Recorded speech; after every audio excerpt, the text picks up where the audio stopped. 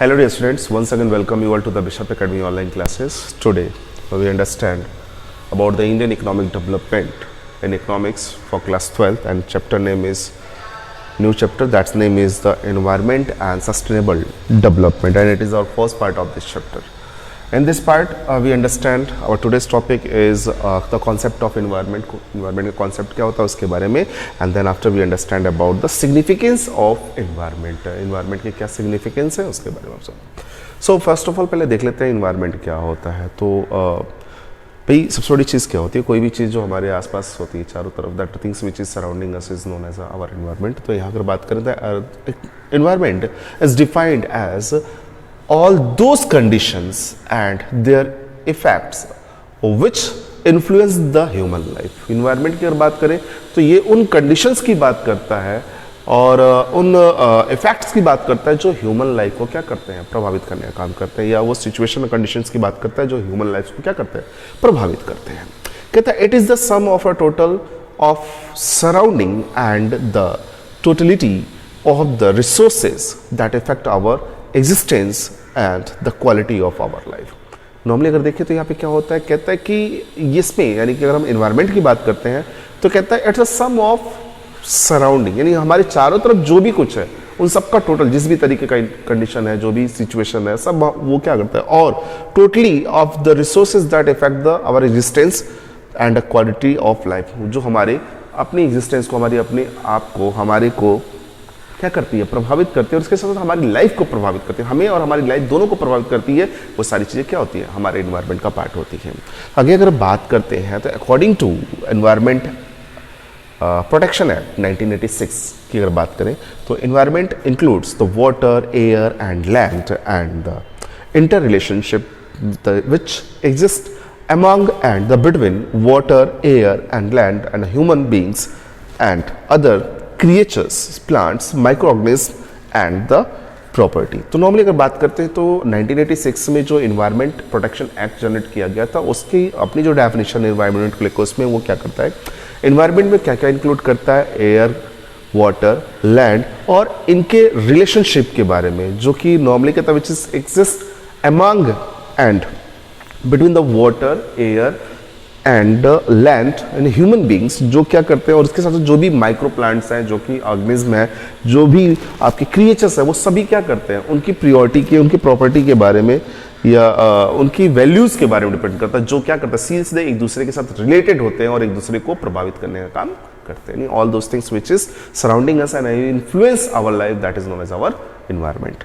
सो अगर हम बात करते हैं कि एबव डेफिनेशन से हमें क्या समझ में आता है, तो कहता है दे आर द फिजिकल, यानी कि अबॉयटिक की बात करें, एज वेल एज लिविंग यानी बॉयटिक की बात करें, यानी कि living and non living content की बात करें, the element of our environment, जो living and non living elements हमारे एनवायरनमेंट में जो हमें प्रभावित करते हैं वो क्या है, हमारे लिए एनवायरनमेंट का पार्ट है. तो इसमें बोला गया कि लिविंग यानी कि अबॉयटिक या फिजिकल, और एज वेल एज लिविंग यानी कि बॉयटिक जो एलिमेंट्स हैं वो क्या है, एनवायरनमेंट का पार्ट है. इसके साथ अगर आगे बात करते हैं, physical elements include air, water, land, soil, climates, mountain, minerals and other resources which nature has provided to us as a free gift. यानी वो सभी चीज़ें जो नेचर ने हमें फ्री गिफ्ट के रूप में दिए हुए हैं वो फिजिकल एलिमेंट को रिप्रेजेंट करते हैं, जैसे air, water, land, soil, climate, mountain and minerals etcetera.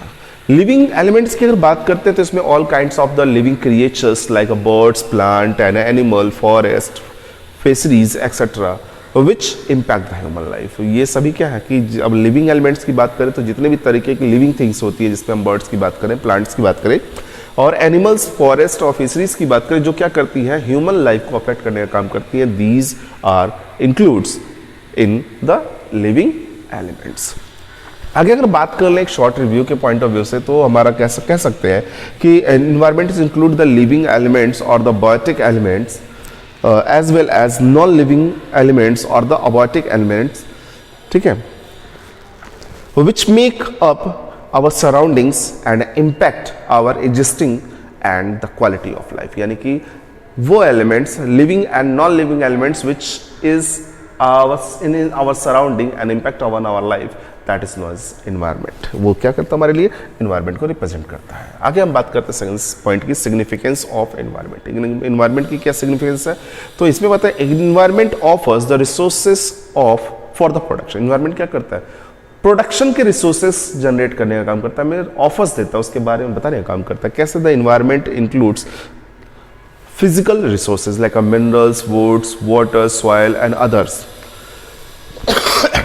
sorry, which are available to us as a free gift of the nature। तो देखिए, तो इन्वायरमेंट ने हमें कुछ चीज़ों को कुछ रिसोर्सेज को एज अ फ्री गिफ्ट हमें दिया हुआ है, जिसमें हम वाटर की बात करें, वुड की बात करें, सॉइल की बात करें और दूसरी चीज़ों की बात करें। These resources are used as a inputs for production, और इन रिसोर्सेज को हम एक इनपुट के रूप में इस्तेमाल करते हैं प्रोडक्शन के लिए, यानी कि हम किसी एक्टिविटीज़ में, किसी दूसरे प्रोडक्शन में इनका इस्तेमाल ज़्यादातर करते हैं। In fact the production is simply the process of the conversion of a natural resources into the useful things. अगर हम बात करें प्रोडक्शन की भी, तो प्रोडक्शन साफ साफ ये कहता है कि प्रोडक्शन क्या होता है, एक ऐसा प्रोसेस होता है जिसमें हम क्या करते हैं, नेचुरल रिसोर्सेज को कन्वर्ट करके किसमें कन्वर्ट करते हैं, यूजफुल थिंग्स में कन्वर्ट करने का काम करते हैं। आगे अगर बात करते हैं renewable and non renewable resources. Renewable resources क्या होते हैं और नॉन रिन्यूएबल रिसोर्सेज की अगर बात करें, तो रिन्यूएबल रिसोर्सेज वो रिसोर्सेज होते हैं which can be emphasis replaced and are not like to be exhausted और the depleted on use like a wood and sea animals. अगर हम बात करें, ये कुछ ऐसे होते हैं जिनको हम कह लीजिए कि रिप्लेनिश्ड कर सकते हैं, यानी कि इनको दोबारा बनाया जा सकता है। लेकिन कुछ चीज़ें ऐसी होती हैं नॉन रिन्यूएबल होती है जिनको हम रिकवर नहीं कर सकते, उनको फुलफिल नहीं कर सकते। कहता है non renewable resources are those resources which is likely to existed और द डिप्लेटेड ऑन यूज।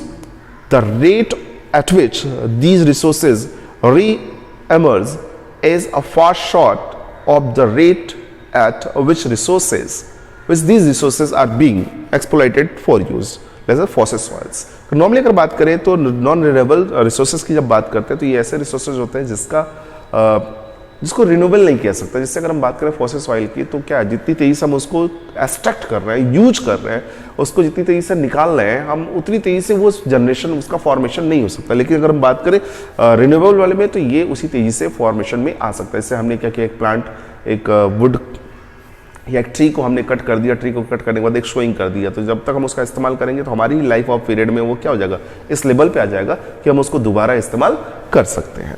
आगे बढ़ते हैं, तो इन्वायरमेंट सस्टेन लाइफ। इन्वायरमेंट क्या करता है, हमारी लाइफ को सस्टेन करने का काम करता है, लाइफ को बैलेंस करने का काम करता है, उसको वैल्यू देने का काम करता है। कैसे, तो environment includes the sun, soil, water and air which are essential ingredient for the essential sustenance of life. अगर बात करें लाइफ को बनाए रखने के लिए हमारे लिए सन, सॉइल, वाटर और एयर की बहुत ही ज़्यादा ज़रूरत होती है। और ये भी कहता है in the absence of these elements of an environment implies the end of a life। अगर environment में इन सारे elements को क्या किया जाए, खत्म कर दिया जाए, हटा दिया जाए, तो इसके साथ हमारी लाइफ भी क्या हो जाएगी, खत्म हो जाएगी, यानी कि हम भी जीवित नहीं रहेंगे। देन थर्ड पॉइंट बात करता है इन्वायरमेंट एसेसिमिलेट वेस्ट। अगर इन्वायरमेंट क्या करता है, जो वेस्टेज होते हैं, जो गार्बेज होते हैं, उनको अपने आप में ऑब्जर्व कर लेता है, रख लेता है। जैसे अगर देखो नेचुरली जो चीज़ें होती है, अगर हम उनको डिस्ट्रॉय करके फेंक देते हैं कहीं पे, तो वो इन्वायरमेंट धीरे धीरे उसको क्या करता है, अपने आप में समाहित कर लेता है। तो production and the consumption activities generated waste mostly in the form of the garbage. अगर देखिए प्रोडक्शन और कंजप्शन एक्टिविटीज क्या करता है, वेस्टेज को जनरेट करने का काम करता है, किसके रूप में, गार्बेज यानी कि कूड़े के रूप में। वेयर डज इट गो, ये सारी चीजें जाती कहाँ है, तो कहता है it is the observed by the environment. Environment क्या करता है, इनको ऑब्जर्व करता है, अपने आप में समा लेता है। फोर्थ पॉइंट की अगर बात करते हैं, तो environment enhances the quality of a life. Environment क्या करता है, हमारी क्वालिटी ऑफ लाइफ को, हमारी लाइफ की क्वालिटी पे भी प्रभाव डालने का काम करता है। कहता है surrounding includes reverse, ocean, mountain and the dessert. The means enjoy these surroundings enhancing the quality of life. क्या होता है, अगर हम बात करें हमारे चारों तरफ की अगर बात करें, तो जहाँ रिवर्स हैं, ओशियंस है, माउंटेन है, डिजर्ट है, इनको हम लोग क्या करते हैं, एंजॉय करते हैं। और ये क्या करता है, हम अगर एंजॉय कर पा रहे हैं, तो ये हमारी क्वालिटी ऑफ लाइफ को रिप्रेजेंट करने का काम कर पा रहा है। ये है तब हम ऐसा कर पा रहे हैं। So dear students, in this video that's all. If you have any type of the doubt or the query, you should be consult through the Google Classroom. Thank you.